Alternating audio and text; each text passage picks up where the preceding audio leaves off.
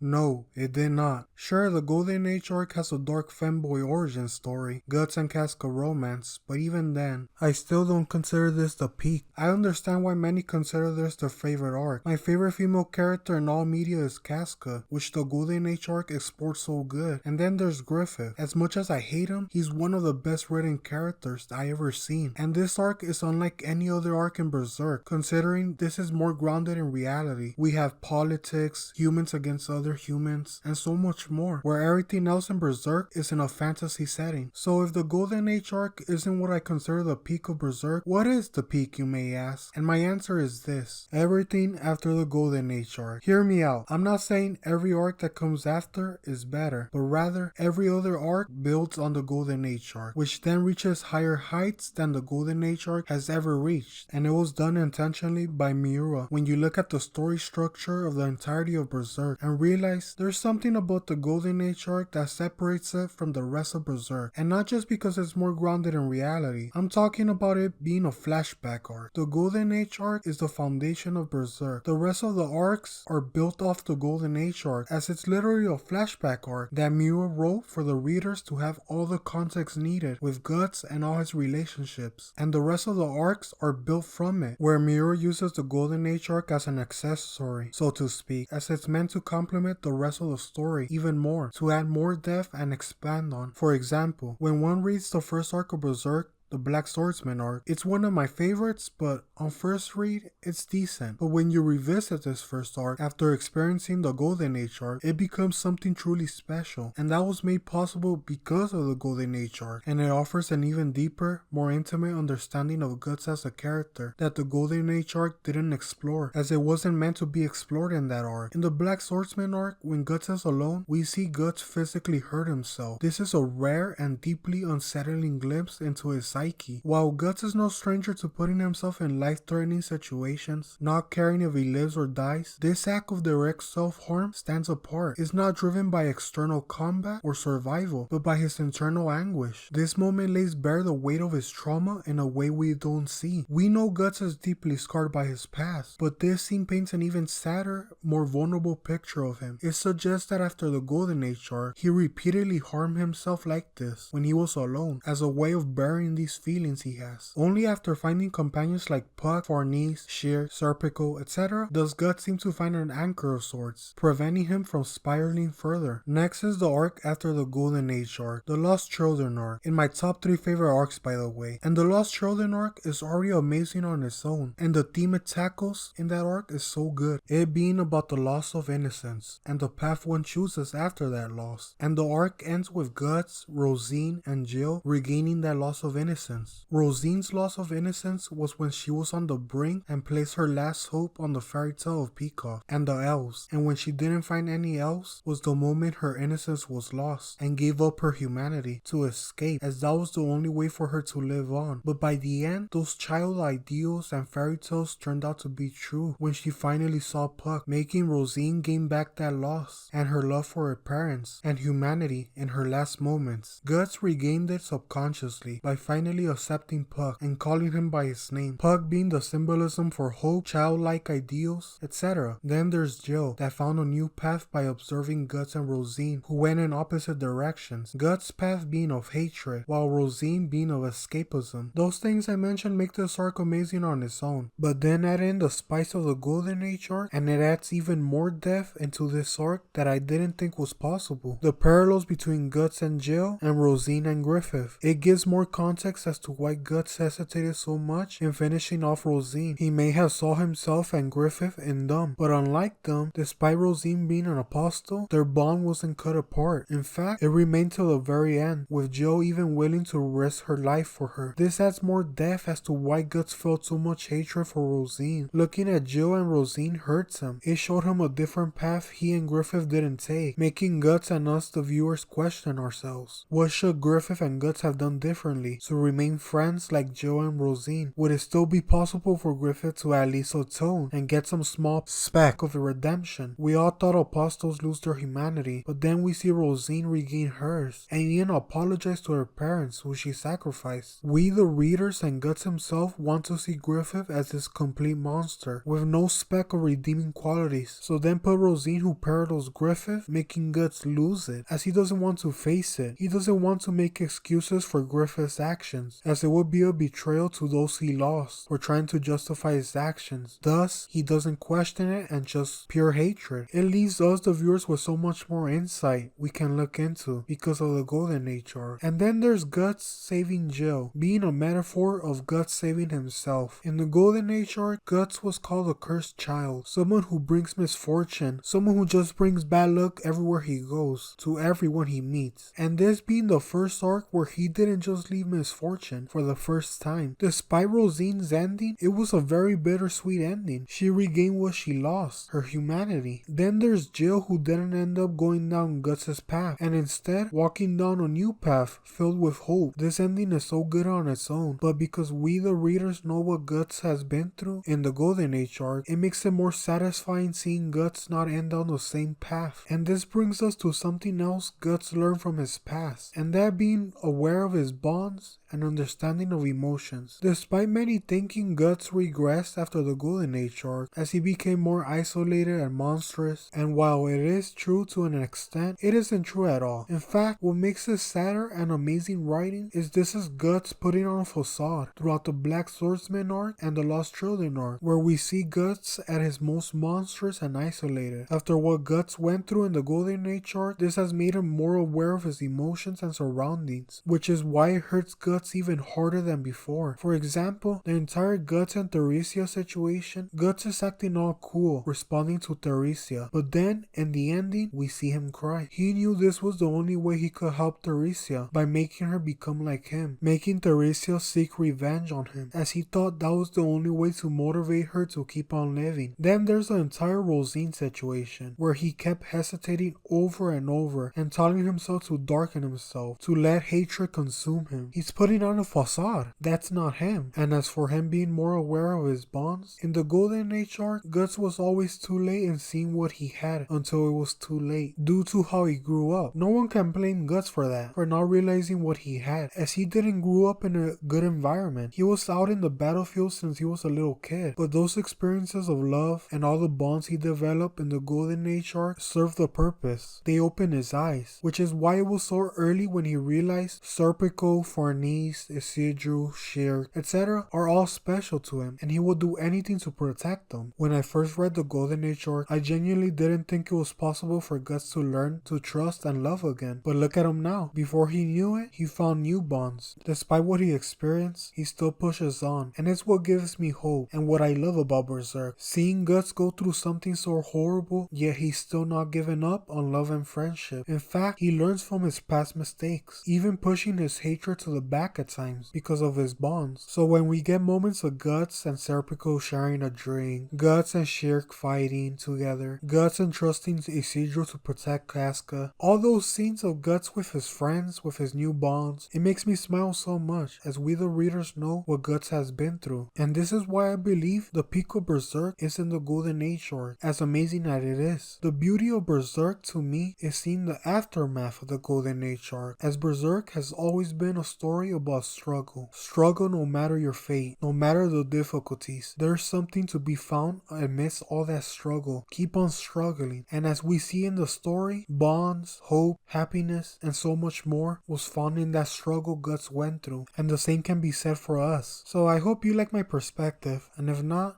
I'm interested in hearing your thoughts.